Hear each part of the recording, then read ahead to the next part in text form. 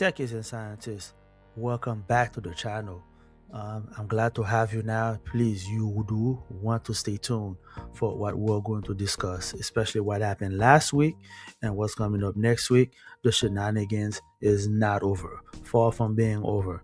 Last week we had Meta, Microsoft, Tesla, and Apple reporting on Wednesday, okay? And then Apple reporting on Thursday, and the price action did not come short to show. I mean, what I expected to happen actually did happen. But also, I want to remind you, we also had the FOMC. I mean, that was the one of the most lackluster performance that the Fed has delivered. Um, I don't care when the Fed talks like this, but when they have when they talk among themselves, that the speech, those are the speech that I pay attention the most. But when they're talking to the public, they feel like they lost their brain is not there. But when they have the speeches among themselves, that's when the speeches make the most sense. But so we do had the price action on Wednesday during FOMC, and also we had those Meta and Tesla reporting that same Wednesday. So when price action started around 2 p.m., just like I always mention, you have a lot of spike.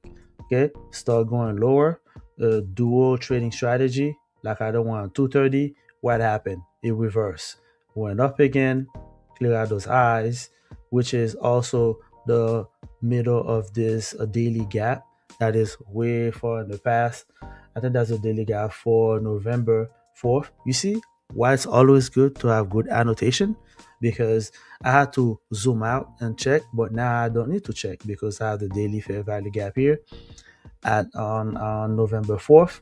So come to the half of that and again drop again to that low, and I'm sure that's random. And it spiked back up again at around 4 p.m. when the market closes, which is when you had the quarterly earnings, the forward guidance, the expectation for Tesla, Microsoft, and Meta, etc. So that's what we had going on Wednesday, okay, with FOMC. So if we fast forward a little bit on Thursday, it was a lackluster performance from Apple, kind of go sideways a little bit. Not much to see here. But I want to keep your attention also to on another thing that happened late on Friday after Thursday. So we had gold price spiking up on January 28th all the way to 50, close to 5,500, 54.14. And whoo-wee, what a massive drop. Okay. I mean, I don't follow the metals market so much, so I don't want to say I don't care, but I mean, I kind of saw it coming. For me to enter this market, I have to wait for a pullback. So this is a perfect opportunity for a pullback. But if anybody you entered long at 5,400 thinking it's just gonna keep going up, yeah, you're feeling the pain right now. Same thing for silver. It went all the way up when the year started. It's just running up, running up, running up, all the way to 116, and then you got a sharp drop right now to 85. I think to me this is not a bad thing. This is not the bottom of the market. To me, this is signaling to me that it's priced to load the boat, pretty much. Not load the boat, but if you thinking about if you have some money on the side, you're thinking about buying some, this might be the time to buy some silver right now. So yeah, so we had all that stuff going on last week, and then we have Donald Trump who pick up a new Fed chair, and that's what they use as an excuse for the market drop. But not, guys, come on, man, we know that's not it. So that's that going on for last week. So what we have going on for next week, I'm not saying it's going to be something similar, something that spectacular, but it might be something very similar. So for next week, we have Google reporting on Wednesday, again, same day, but we have no FOMC. And then on Thursday, we do have Amazon and MicroStrategy reporting. I don't care much about MicroStrategy, but for anybody who's trading Bitcoin, this might be of concern for you, to you. So at this point, I'm thinking MicroStrategy, which is owned by Michael Burry, I believe. So Bitcoin may kind of go up or it can go down. So we might see some wild price action in Bitcoin as well because of that reporting of MSCR, which is MicroStrategy, on Thursday after the market close again.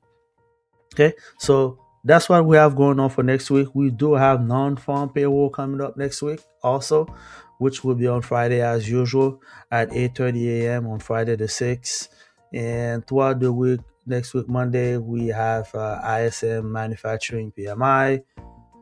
And all this news is coming at 10 a.m. So from Monday, for Monday the entire week, I'll just pay attention, except for Thursday.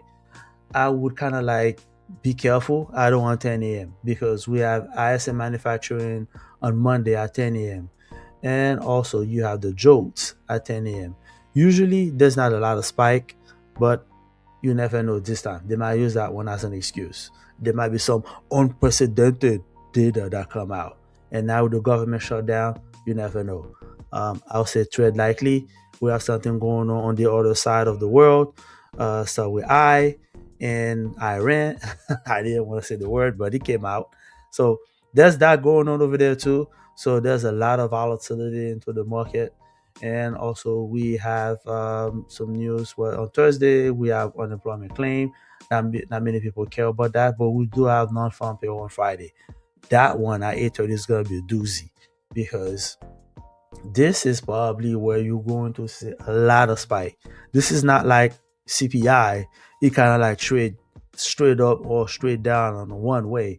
This one creates a lot of spike back and forth, and it's gonna go beyond your stop loss, beyond any PDO raise that you may have. So that's what's coming up for next week. So this is all the fundamentals. So let's talk about now the technical analysis. What does that mean for everything? Okay. So we had the market open up on Sunday. It gapped down, open up at 25,585, and rally up right away. It did actually went a lot lower than I anticipated. I don't want on Sunday. Right on Sunday, it started going lower than those levels here.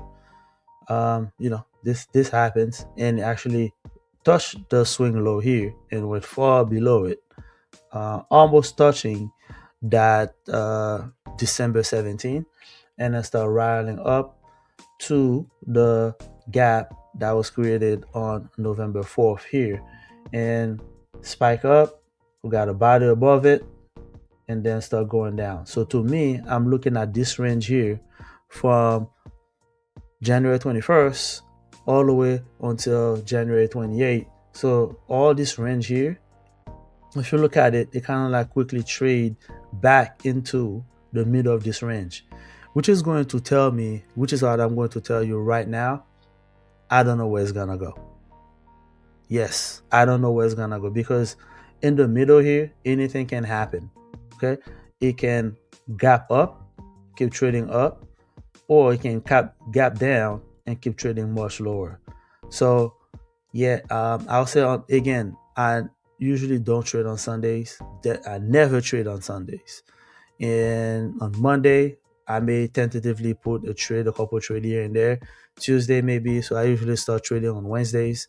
It all depends on how flow in the market is, the liquidity and the condition, etc. But right now, for Sunday, I am anticipating that price may end up opening and gap down. The reason why I'm thinking it's going to gap down again is when I'm looking at this particular scenario here. So we have a relative equal low down here, and like I always said, the market always tend to finish trading the AM session during Asian session. So meaning, I know right here, I know it's a day before, and the day on Friday, you have the AM session here, but it's a short range. And this one is already in the AM session range right here at the bottom. And the AM session range started at 9:30 all the way until noon. Okay. So to me, I think it's going to open, gap down, clear out these lows, come back up, and clear out those high here at 25,941, and then start going back lower again. So to me, that's what I'm anticipating to see on next week. So again, gap down and then go up, clear out this relative equal high here that you see on the chart on the 5 minutes, and then start going lower. And if price keep going lower and take out these lows here at 25,025, I'm anticipating it's gonna immediately take out 24,891 and probably get into the middle of 24,631 right here as a target if we have like on a heavy downside. So for right now, I'm looking at the seasonal tendency. It's all over the map. So I'm not saying it's useless, but I'm kind of like put it on the side for a little bit because it's kind of like contrarian and it's all over the place for me. And while I'm here, I also want to mention that the dollar also has been at a historic low, at a 4-year low here. I think that happened on the 27th.